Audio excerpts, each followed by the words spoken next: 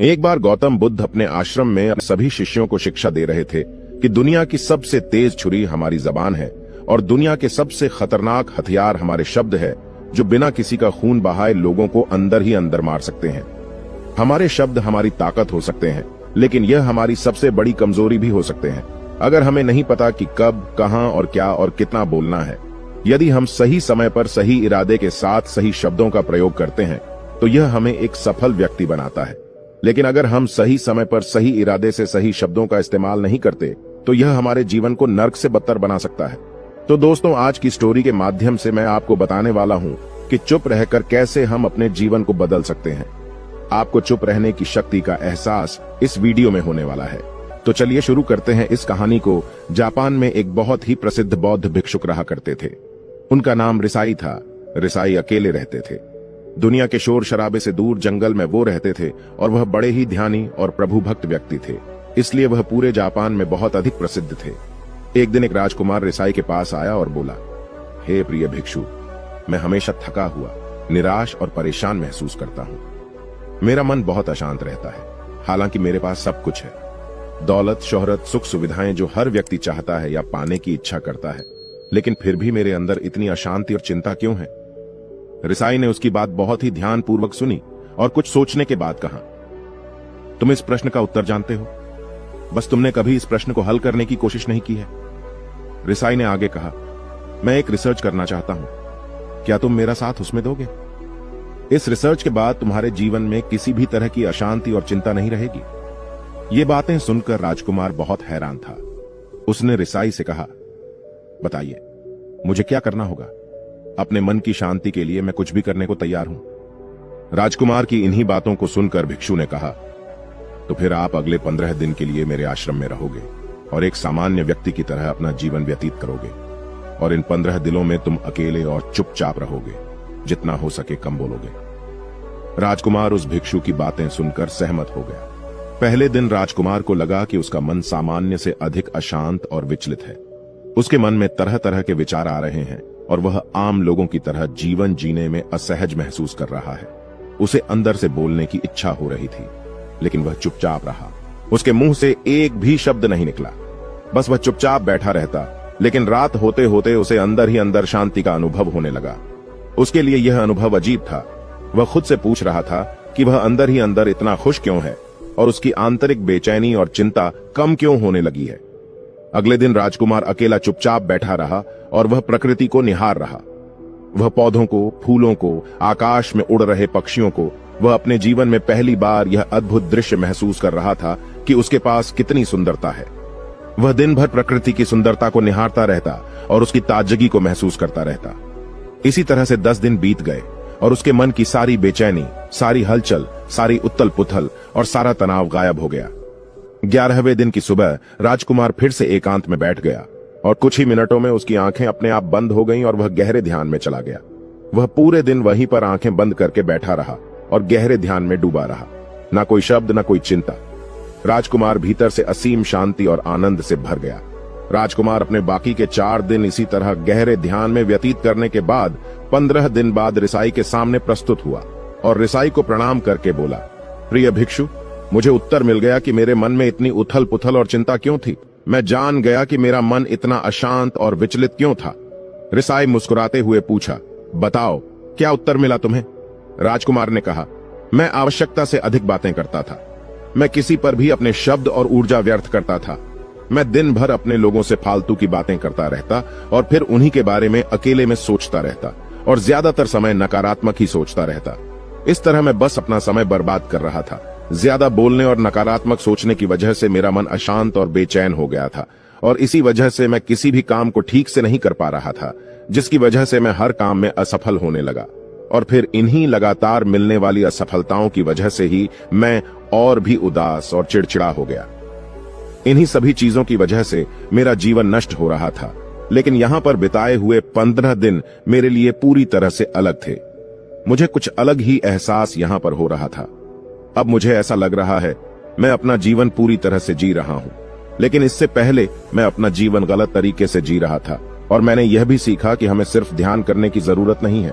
ध्यान अपने आप होता है जब हम इस शांत और मौन होते हैं। ध्यान के पिछले कुछ दिनों के दौरान मैंने जो पहली चीज सीखी वह यह है कि मनुष्य के जीवन के सबसे महत्वपूर्ण घटना स्वयं को जानना है। यह सुनकर रिसाई ने कहा, सिर्फ तुम ही नहीं, दुनिया में ज्यादातर लोग जरूरत से ज्यादा बोलते हैं। आज भी लोग ज्यादातर समय केवल एक दूसरे को नीचा दिखाने के लिए ही बोलते हैं। कुछ लोग ना चाहते हुए भी बातें करते हैं और अपना जीवन बर्बाद कर लेते हैं। रिसाई ने राजकुमार को चुप रहने का महत्व समझाते हुए कहा, एक बार गौतम बुद्ध से उनके शिष्यों ने पूछा, प्रिय बुद्ध, आप ज्यादातर समय चुप क्यों रहते हैं? बुद्ध ने कहा, क्योंकि चुप रहने से व्यक्ति अंदर से अनंत शांति की गहराइयों में होता हूं। मौन अपने भीतर उतरने की पहली सीढ़ी है। मौन के बिना स्वयं को जानना असंभव है। स्वयं को जानने और समझने का पहला नियम है कि मौन हो जाओ, उतना ही बोलो जितना अत्यंत आवश्यक हो, बेफिजूल की बातें करना छोड़ दो। तुम अचानक पाओगे कि 90% से भी ज्यादातर लोग व्यर्थ ही ज्यादा बोलकर अपना समय बर्बाद कर रहे हैं। न बोलने का कोई भी नुकसान नहीं है, लेकिन यदि आप ज्यादा बोलते हैं तो आप अत्यधिक गलती कर देते हैं। अगर व्यक्ति कम बोलना शुरू कर दे दो, दुनिया की 90% मुसीबतें कम हो जाएगी, झगड़े फसाद कम हो जाएंगे, उपद्रव कम हो जाएंगे, अदालतें कम हो जाएगी। अगर लोग थोड़ा चुप रहना सीख लिए, संसार की बहुत सारी समस्याएं हैं, बहुत सारा उपद्रव सिर्फ बोलने से पैदा होते हैं। सारी बात मौन सीखने की है। जब तुम नहीं बोलते तब तुम एकांत में अकेले हो गए। भरे बाजार में भीड़ में खड्डे हो नहीं बोलते, हिमालय के शिखर में पहुंच गए। जिसने मौन की कला जान ली वो भीड़ डाब में भी अकेले होने की कला जान लेता है। वो अपने भीतर ही डुबकी लगाने लगता है। एकांत में तो आदमी स्वर्ग में है, दूसरे की उपस्थिति ही बेचैनी पैदा करती है। पहले तुम्हें चुप रहने की शक्ति को धारण करना होगा। इससे तुम अधिकतर ऊर्जा को बचा लोगे और फिर इस स्थिति में पहुंच जाओगे कि तुम कम बोलने लगोगे। अगर तुम किसी के यहां पर जा रहे हो और परेशान हो जाओ तो ऐसे में उचित है कि आंखें बंद कर लो और अपने में खो जाओ। वहां से आपको ताजगी महसूस होगी, क्योंकि तुम्हारे अंदर ही जीवन का वो स्रोत छिपा हुआ है, वह किसी दूसरे में नहीं है। इसके बाद राजकुमार उस रिसाई से पूछते हैं, आखिर कौन हमें अपने अंदर तक लेकर जाएगा? ये बातें सुनकर रिसाई बुद्ध कहते हैं, तुम्हें स्वयं ही अपने अंदर उतरना होगा और वहीं से परम राज्य जीवन का आनंद ले पाओगे। आनंद का यहीं से जन्म हुआ है, यहीं से तुम मौत में डूब जाओगे। यही तुम्हारा सूरज उदय होगा और यहीं से अस्त होगा। इसी प्रकार तुम बार बार डुबकी लगाओ। जब भी तुम डुबकी लगाकर लौटोगे वहां से तुम पाओगे फिर ताजगी भरी जीवन की नई संपदा मिलेगी। इस नई शक्ति के जन्म होने से तुम्हारी थकान गई, उदासी गई, चिंता गई। जैसे कोई स्नान करके लौटता है तो शरीर शीतल हो जाता है, शांत हो जाता है। ऐसे ही जब कोई भीतर से साफ होकर वापस आता है, मौन में स्नान करके लौटता है, तो समस्त अस्तित्व, समस्त व्यक्तित्व शांत और मौन हो जाता है, आनंदित हो जाता है। जब तुम आंतरिक मौन की उस पराकाष्ठा पर पहुंच जाओगे तब तुम पाओगे कि बोलने से भी तुम्हारा मौन खंडित नहीं होता, वो बना ही रहता है। उसकी एक अंतर्धारा लगातार तुम्हारे भीतर बहती रहती है। तुम बोलते तो हो, तुम शब्द का उपयोग भी करते हो, लेकिन वो तुम्हारे मौन को खंडित नहीं कर पाती। एक बार गहरे मौन में स्थिर हो जाओ, फिर तुम्हारी वाणी में भी मिठास आ जाएगी। तुम्हारा बोलना संगीत पूर्ण होगा, तुम्हारा बोलना सत्य होगा। तुम बोलोगे तो दूसरों पर भी शीतलता छा जाएगी। जैसे ही तुम अंदर से चुप होते हो, तुम इतने शक्तिशाली होने लगते हो कि समाज की निर्भरता तुम छोड़ने लगते हो और तुम्हारे जीवन में एक मस्ती आती है जो केवल दीवानों के जीवन में होती है।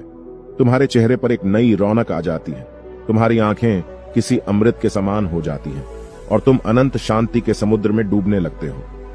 इतना कहकर भिक्षु रिझाई ने अपनी बात खत्म की और वो मौन में चले गए।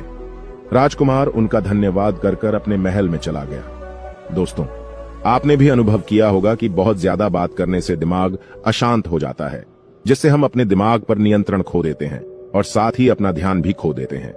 जो लोग बहुत ज्यादा बोलते हैं उनके पास किसी एक काम पर ध्यान केंद्रित करने की काबिलियत नहीं होती। वो अपने किसी भी लक्ष्य पर पूरी तरह से केंद्रित नहीं कर पाते। अगर हमारा दिमाग एक जगह केंद्रित नहीं है तो हम जीवन की सच्चाई नहीं समझ पाते और ना ही मनचाही सफलता कभी हासिल कर पाएंगे। इसके अलावा भी आपने देखा होगा कि जो लोग अधिक बोलते हैं वो अक्सर लोगों के बीच हंसी का पात्र बन जाते हैं, और जो लोग कम बोलते हैं और अपनी बात पर कायम रहते हैं उन्हें लोगों से सम्मान मिलता है। लोग उनकी बातों को सुनते हैं और उन पर भरोसा भी करते हैं।